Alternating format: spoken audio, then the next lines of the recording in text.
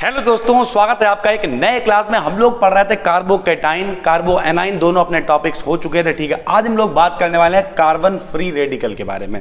जो लोग नए हैं उन्हें बता दे रहे हैं, टेलीग्राम पे चैनल है BD BSc, ये सारी PDF वगैरह वहां पे बढ़ा दी जाती है। ठीक है सर, तो कार्बन फ्री रेडिकल क्या होता है पहले तो आपको भैया ये समझना पड़ेगा, इसे तोड़ के पढ़ो। यहाँ लिखा हुआ है कार्बन, क्या लिखा है? Carbon. Free radical, free radical मतलब होता है मुक्त मूलक हिंदी में। जब कभी कार्बन के ऊपर इलेक्ट्रॉन होएगा, कार्बन के ऊपर भैया क्या होगा?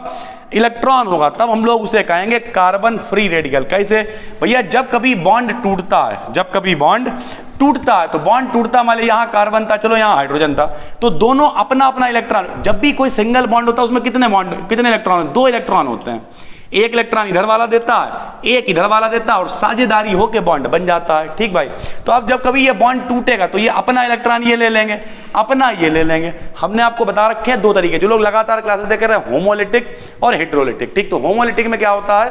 दोनों अपना अपना लेके भैया समान रूप से बटेगा, अपना अपना ले जाओ। तो जब कभी कार्बन अपना एक इलेक्ट्रॉन लेके अलग हो जाता है तो इसे कहते हैं कार्बन फ्री रेडिकल। क्या कहते हैं? Carbon free radical. लीजिए सर, बे ऑर्गेनिक स्पेसीज यानी वो कार्बनिक स्पेसीज जिनमें एक कार्बन एटम पर एक फ्री इलेक्ट्रॉन प्रेजेंट होता है, कार्बन फ्री रेडिकल्स कहलाते हैं। सरल भाषा में कार्बन के ऊपर जब एक इलेक्ट्रॉन फ्री होता है तब हम लोग उसे कहते हैं कार्बन फ्री रेडिकल। ठीक है सर, अब हम लोग बात करते हैं इसकी प्रिपरेशन की। भाई बनाएंगे कैसे? तो अभी हमने आपको बताया, होमोलिटिक बॉन्ड फिशन करा दीजिए। जो लोग प्रॉपर सारे क्लासेस देख रहे हैं, जो नए भी हैं, वो प्लेलिस्ट में पहली वीडियो से देखें, सारी चीजें बिल्कुल क्लियर होती चली जाएंगी, क्रिस्टल क्लियर। ठीक है, तो फ्रॉम होमोलिटिक, होमोलिटिक में क्या होता है? दोनों अपने अपने इलेक्ट्रॉन लेके अलग हो जाते हैं। जैसे अगर हम यहां पे कहते हैं, हमने यहां पे लिख रखा है CH3COCH3, इसका नाम है भैया एसीटोन। क्या नाम है? एसीटोन। CH3COCH3। अब ये वाला बॉन्ड टूटेगा, CH3 में कार्बन अपना इलेक्ट्रॉन ले गया और ये वाला कार्बन अपना इलेक्ट्रॉन ले गया, तो यहाँ CH3 के ऊपर एक इलेक्ट्रॉन आ गया और जो बचा हुआ है उसके ऊपर एक इलेक्ट्रॉन आ गया। तो ये भैया देखो, इसका नाम क्या? CH3 मतलब मेथिल, तो ये बन गया मेथिल फ्री रेडिकल। जब कभी कार्बन के ऊपर इलेक्ट्रॉन फ्री हो जाएगा तो वो बन जाएगा दोस्तों रेडिकल। क्या बन जाएगा? रेडिकल बन जाएगा। तो ये होगा इसकी प्रिपरेशन। एक और प्रिपरेशन भी देख लेते हैं भाई, by addition of metal on alkyl halide.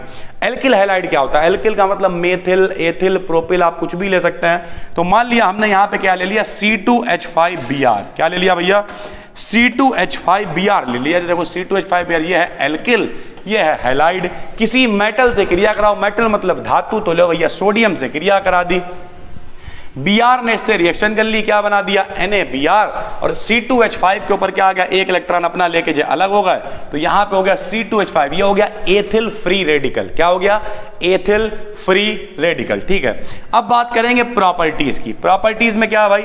Number 1, addition on to the other free radical. अगर हम किसी और रेडिकल के साथ में से जोड़ देते हैं, मान लिया हमने C2H5 एक है, C2H5 एक और है, दोनों भैया एथिल फ्री रेडिकल है, दोनों को जोड़ देंगे, लोग क्या होगा? दोनों आराम से जुड़ गए, C2H5 सिंगल बॉन्ड C2H5, यानी आसानी से बन गया मेथ एथ प्रो ब्यूटेन बन गया सर। ठीक है, तो जब 2 फ्री रेडिकल वाले जुड़ेंगे, इनका एक इलेक्ट्रॉन, इनका एक इलेक्ट्रॉन, दोनों जुड़ जाएंगे, बॉन्ड बना लेंगे, लो सिंगल बॉन्ड बन गया। क्योंकि बॉन्ड बनने के लिए कितने इलेक्ट्रॉन चाहिए होते हैं? 2 ही तो चाहिए होते हैं, तो एक इनने दे दिया, किन्ने दे दिया, बॉन्ड बना लिया, बात खत्म हो गई सर। ठीक है, उसके बाद removal of a proton. Proton का मतलब क्या है? अगर हमें प्रोटॉन निकालना है H के ऊपर एक इलेक्ट्रॉन, तो देखिए सर यहां लिखा CH3, थोड़ा सा आपको दिखाते हैं, इसे हम थोड़ा अपनी लैंग्वेज में लिखते तो आपको समझ में आएगा। हमने यहां लिखा, मान लिया C2H5, ये है एथिल फ्री रेडिकल।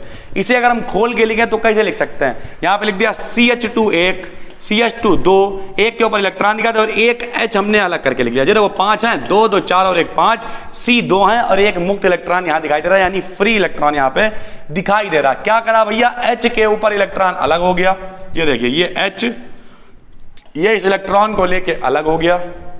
यहाँ पे एक जगह खाली, क्योंकि जो हाइड्रोजन हटा तो यहाँ एक जगह खाली, यहाँ इलेक्ट्रॉन हटा जगह खाली, तो यहाँ बन गया डबल बॉन्ड, ये देखिए सर। ठीक है, तो इस तरीके से आसानी से रिमूवल ऑफ प्रोटॉन हो जाता है। अगर हम ऑर्डर ऑफ स्टेबिलिटी की बात करें तो सबसे ज़्यादा स्टेबल होगा 3 डिग्री, उससे कम होगा 2 डिग्री, उससे कम होगा 1 डिग्री और सबसे कम होता है मेथिल फ्री रेडिकल। ठीक है, सारे के सारे हम आपको समझा चुके हैं कि कैसे आप एक्सप्लेनेशन करेंगे।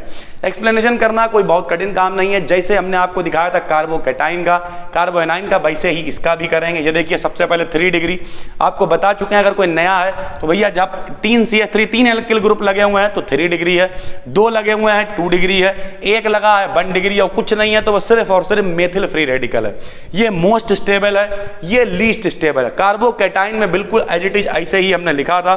ये देखिए सर, एल्किल ग्रुप्स का पॉजिटिव इंडक्टिव इफेक्ट का कार्बन एटम पर प्रेजेंट चार्ज को घटाने में हेल्प करता है। इसका मतलब क्या है कि यहां पर जो है, यहां पर था, इसका मतलब क्या, देखिए जितने ज्यादा CH3 हैं उतना इंडक्टिव इफेक्ट ज्यादा है। इसमें 3 CH3 हैं तो 3 ज्यादा इंडक्टिव इफेक्ट है, 2 ही है तो थोड़ा कम है, 1 ही CH3 तो और कम है। तो अब यहां होता क्या है, हमने लिख रखा है एल्किल ग्रुप्स का पॉजिटिव इंडक्टिव इफेक्ट जितने ज्यादा हैं कार्बन एटम पर प्रेजेंट चार्ज को घटाने में सहायता करता है। तो भैया अब हमेशा हमने आपको पहले भी कहा था, चार्ज जितना कम होगा स्टेबिलिटी उतनी ज्यादा होगी। चार्ज मतलब क्या, जोश में घूम रहा है तो भैया स्टेबिलिटी उतनी ज्यादा, अभी स्टेबिलिटी उतनी कम होगी जितना चार्ज ज्यादा होगा। समझाते हैं कैसे, लिखा हुआ चार्ज स्टेबिलिटी के इनवर्सली प्रोपोर्शनल है। हमने आपसे क्या कहा, हमने कहा भैया हम मर गए।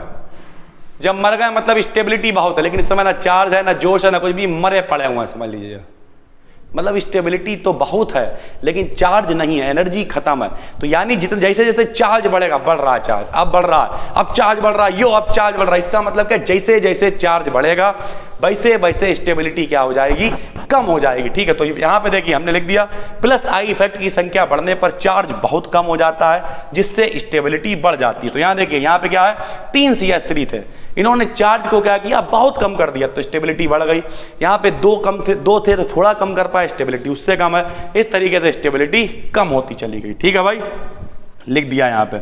उसके बाद हमने लिख दिया अतः 3 डिग्री वाले 3 प्लस आई इफेक्ट हैं, 2 डिग्री में 2 प्लस आई इफेक्ट हैं, 1 डिग्री में 1 प्लस आई इफेक्ट है। ठीक है सर, तो कुल मिला के हमने यहाँ पे आपको लिख के दिखा दिया कि किसमें कितने प्लस आई इफेक्ट है। CH3 में कोई प्लस आई इफेक्ट नहीं है, इसका मतलब 3 डिग्री सबसे ज्यादा है, 2 डिग्री उससे कम है, 1 डिग्री उससे कम है और CH3 यानी मेथिल फ्री रेडिकल सबसे कम है। ठीक है भाई, उसके बाद on the basis of hyper conjugation, ये भी हम आपको पढ़ा चुके हैं। क्या बताया था हमने, हाइपर कॉन्जुगेशन स्ट्रक्चर बनते हैं। कैसे स्ट्रक्चर बनते हैं, जितने भी अल्फा हाइड्रोजन बॉन्ड्स होते हैं, यहाँ पे हमने लिख दिया है number of hyper conjugation structures कितने होते हैं, N+1 डायरेक्टली प्रोपोर्शनल होते हैं स्टेबिलिटी के। ठीक है, यानी स्टेबिलिटी जितनी ज्यादा होगी स्ट्रक्चर जितना, अरे यार जितनी तरीके से आदमी रह सकता है, हम लोग ठंड में भी रह लेते हैं, गर्मी में भी रह लेते हैं। अब मान लीजिए पसीना निकल रहा है लेकिन जिंदा है ना, मरे तो नहीं है। तो जितना स्टेबल कौन होगा, जो जितनी ज्यादा परिस्थितियों में रह सकता है। तो हाइपर कॉन्जुगेशन स्ट्रक्चर जितने ज्यादा होंगे स्टेबिलिटी उतनी ज्यादा होगी। फार्मूला होता है N+1, तो N+1 क्या है, number of alpha carbon hydrogen bond. लो यहां देखो, जो अपना मेन कार्बन होता है भैया उसे नंबर देते हैं 0, जो मेन कार्बन इसे नंबर क्या देंगे 0। इसके पड़ोस वाला J alpha J alpha J alpha, अगर और लगे होते तो बीटा और होते तो गामा और होते तो डेल्टा, ऐसे चलता है। तो अब पड़ोस वाले सब अल्फा हैं, इस अल्फा से कितने हाइड्रोजन जुड़े 3, यहाँ कितने जुड़े 3, यहाँ भी कितने जुड़े 3, तो टोटल 9 जुड़े हुए हैं। तो इसके स्ट्रक्चर 9 + 1 कितने बनेंगे 10 बनेंगे। ऐसे इसमें 3 और 3 कितने हैं 6, तो यहाँ स्ट्रक्चर कितने बनेंगे 7 बनेंगे। ठीक है सर, तो इस तरीके से अगर हम बात करें तो टोटल भैया उसका अगले में देख लो, इसमें कितने बनेंगे 3 और 1 4 बनेंगे, इसमें कितना बनेगा सिर्फ 1 ही बनेगा। इसका मतलब 10 स्ट्रक्चर ज्यादा स्टेबल है, जिसके ज्यादा स्ट्रक्चर है वही स्टेबल है भाई। 10 7 4 1 सबसे ज्यादा स्टेबल कौन हो गया, 3 डिग्री वाला। ठीक है भाई, तो ये हम लोगों ने पूरा पढ़ लिया अपना क्या, कार्बन फ्री रेडिकल। तो अभी हम लोग इसमें टोटल 6 पढ़ने वाले हैं, carbanion, carbocation, carbon free radical, carbene, nitrene और उसके बाद बेंजाइन। उम्मीद करते हैं पूरा कार्बन फ्री रेडिकल आपकी समझ में आ गया होगा। कल हम लोग चर्चा करेंगे दोस्तों कार्बीन के बारे में। ये रही अपनी कार्बीन जो मोस्ट इंपॉर्टेंट है, इस पर लिखा हुआ भी है। उम्मीद करते हैं आपको समझ में आ गया होगा। नए हैं तो चैनल को सब्सक्राइब कर लीजिए और ये पीडीएफ पूरी जब कंप्लीट हो जाएगी तो आपको टेलीग्राम BD Academy BSc पे मिल जाएगी। चलिए फिर मिलते हैं, तब तक के लिए धन्यवाद।